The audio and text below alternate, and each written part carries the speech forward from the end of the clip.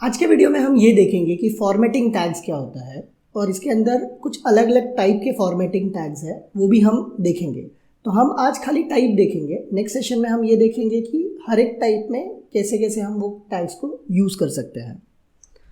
तो formatting tag में जो पहला टाइप है उसे हम टेक्स्ट लेवल फॉर्मेटिंग बोलते हैं। टेक्स्ट लेवल फॉर्मेटिंग जो टैग है वो बेसिकली आपका जो टेक्स्ट है, जो विजिबल टेक्स्ट है, उसे उसका अपीयरेंस जो है वो अगर इम्प्रूव करना है तो ये टैग्स आप यूज़ कर सकते हैं। इसका अगर एग्जांपल अगर आप देखेंगे तो आई करके है, बोल्ड करके है।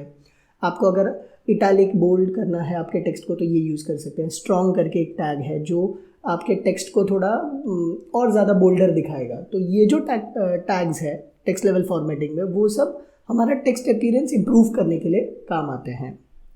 नेक्स्ट जो फॉर्मेटिंग टैग है उसे हम लीस्ट टैग बोलते हैं। ये जो टैग है लीस्ट टैग, ये बेसिकली हमारे कंटेंट को लीस्ट में व्यू करने के लिए काम आता है। तो ये जो लीस्ट है ये दो टाइप का हो सकता है, या तो ये ऑर्डर्ड लीस्ट हो सकता है या अनऑर्डर्ड लीस्ट हो सकता है। अब जब ये ऑर्डर्ड लीस्ट होगा तब आपका कंटेंट जो विजिबल होगा या दिखेगा उसमें नंबरिंग आ जाएंगे, या ABCD का सीक्वेंस आ जाएगा या रोमन नंबर का सीक्वेंस आ जाएगा। जब ये अनऑर्डर्ड होगा तो यहाँ पे जो कंटेंट दिखेगा वो उसके बाजू में या तो गोल डिस्क दिख जाएगा या स्क्वायर दिख जाएगा, वो अनऑर्डर्ड लिस्ट में आता है। थर्ड जो टाइप का फॉर्मेटिंग टैग है उसे हम लोग ब्लॉक लेवल फॉर्मेटिंग बोलते हैं। ब्लॉक लेवल फॉर्मेटिंग में जो टैग्स आते हैं वो अगर आप देखेंगे तो पैराग्राफ है, फिर उसके बाद में H1 है, H2 है, H3 है। तो ये बेसिकली एक जो आपका वेबसाइट है उसके ब्लॉक को फॉर्मेट करने के लिए काम आता है। तो वो H1, H2, H3 या DIV ये सब चीज़ों के लिए ये सब जो टैग है वो ब्लॉक लेवल फॉर्मेटिंग में आते हैं।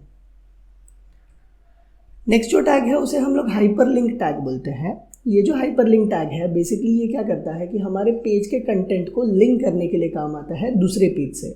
तो अगर आप ये चाहते हैं कि जो आपका पेज का कंटेंट है वो दूसरे पेज से लिंक हो जाए, या आपका जो कंटेंट है वो आपके पेज में ही कहीं पे तो लिंक हो जाए, तो आपको जो टैग यूज़ करना पड़ेगा वो हाइपरलिंक टैग यूज़ करना पड़ेगा। यहाँ पे जो टैग यूज़ होता है उसे हम एंकर टैग बोलते हैं, जिसको यूज़ करके हम हाइपरलिंक करते हैं दूसरे पेजेस से या खुद के पेजेस से। या अगर हम ये चाहते हैं कि आपके पेज में एक फ़ोन नंबर है, उस पर क्लिक किया तो कॉल लग जाए, तो भी आपको ये हाइपरलिंक टैग ही यूज़ करना होगा।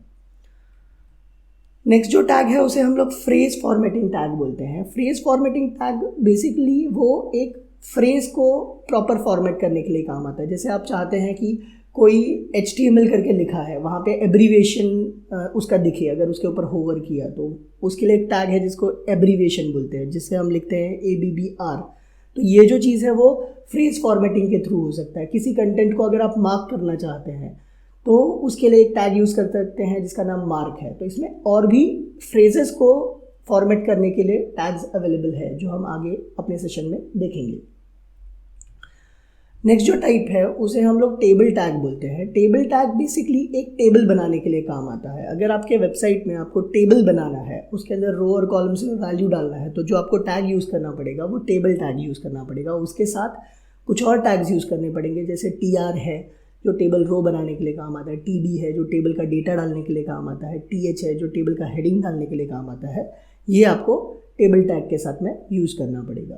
तो ये कुछ फॉर्मेटिंग टैग्स थे जो हम आगे जाके प्रैक्टिकली इम्प्लीमेंट करके देखेंगे कि ये कैसे वर्क करते हैं। हर एक को इंडिविजुअली हम करके देखेंगे। Thank you.